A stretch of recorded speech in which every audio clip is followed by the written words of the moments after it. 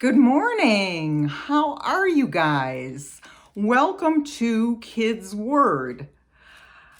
Look what I've got here. Remember the story from last week about the little baby who had to escape danger when his mom put him in a basket like this and floated him down the river,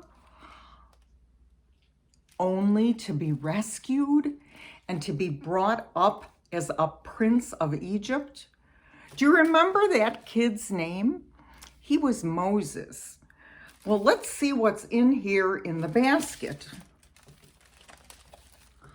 Oh, okay. We have our storybook Bible, and I bet there's a story in here about the boy Moses and what happened to him when he grew up. Let's take a look. It's on page 84. Can you read that page? What does that say? God to the rescue. Let's find out who God sends to help with the rescue. You'll remember that Moses' people worked as slaves for the Egyptians. And over time, the Egyptian bosses got meaner and meaner and made them do more and more work. So the people cried out to God to rescue them, and God heard them. He remembered his promise that went all the way back many, many years before Moses was even born. God promised the same thing then that God promises now, to look after God's people. God would find a way to set them free. So one day, Moses was looking after sheep when something caught his eye. A bush that was burning up, but never got smaller or went away. The leaves weren't even burning up. So what would you do if that happened to you? Well, you might be scared, but you also might want to take a closer look, and that's what he did. So meanwhile, when Moses was looking at the bush, he heard Moses, a big loud voice. Can you do that? Moses. Moses leapt back. The bush was talking to him. I have heard my people's cries, God said. I have seen the way they've cried, and I've seen their tears. So I have come down to rescue them. Moses, I want you to go tell King Pharaoh to let my people go. Whoa. What would you feel like, I wonder, if a voice from a bush had told you to go tell a big, mean king what to do? I think I'd be scared, would you? Would you also be a little bit like looking around like, God, do you have the right person? Moses was afraid, but God said, I will be with you. So Moses went to Pharaoh. Pharaoh, Moses began, God says. God, said the Pharaoh. Never heard of him. But Moses kept going. God says, let the people of Israel go free. But the king was used to getting his own way, not being bossed around by some stinky shepherd. Why should I? Said Pharaoh. I don't want to. I won't.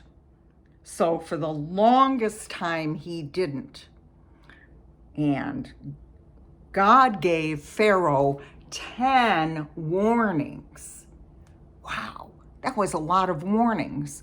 What do you think happened? Well, first, God turned the river into blood. Ugh. No one could drink the water, but still Pharaoh wouldn't let them go. So then God made frogs come hopping and hopping and jumping. And here's a picture. Here's a picture of somebody in the bed with frogs. Can you see them? Frogs jumping all over her. Well, that would scare me. Frogs in your hair, frogs in your bed, frogs in your soup. Everywhere there were frogs. Make them go away, Pharaoh screamed. Then your people can go.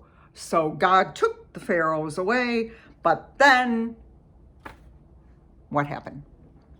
Pharaoh changed his mind. You can't go. So then God sent zillions of gnats. See those little pesky bugs? Oh my goodness. People couldn't go anywhere without the gnats getting up their nose and in their eyes and everything. And still Pharaoh said no. So then God sent bigger bugs. He sent flies.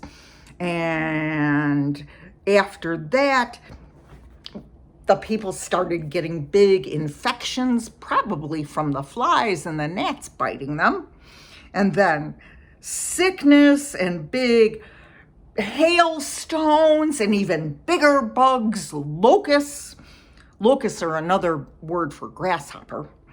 And still Pharaoh kept on saying no. And then the sky grew dark, even when it was in the middle of the day, and there was nothing.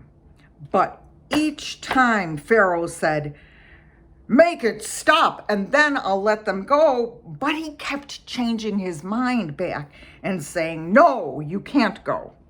Finally, Moses warned Pharaoh, okay, or God will have to send the worst thing of all. Pharaoh just laughed. And God said, I am going to send my angel of darkness over all of Egypt, and then you will really cry.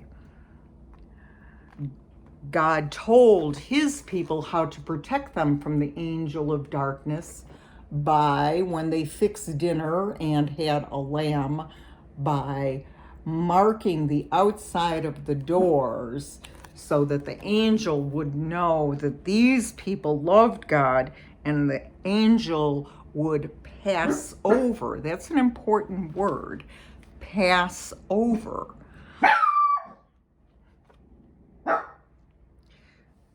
And it looks like my dog is warning somebody about something, just the way Moses tried to warn Pharaoh. Suddenly, there was piercing darkness, and Pharaoh finally shouted, go, just go. So that very night, Moses and God's people fled out of Egypt. See, there's the town, and they're walking far away, and there is Moses leading them.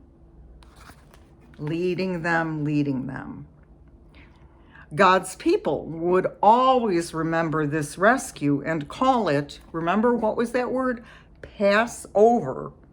But an even greater rescue was coming. Many years later, one of God's people, Jesus, would do it again. Jesus was going to come down one more time to rescue his people. But this time, God was going to set his people free forever and ever. So stay tuned and watch what happens to the people in their long journey across the desert. They will get many, many times to be reminded of how much God loves them.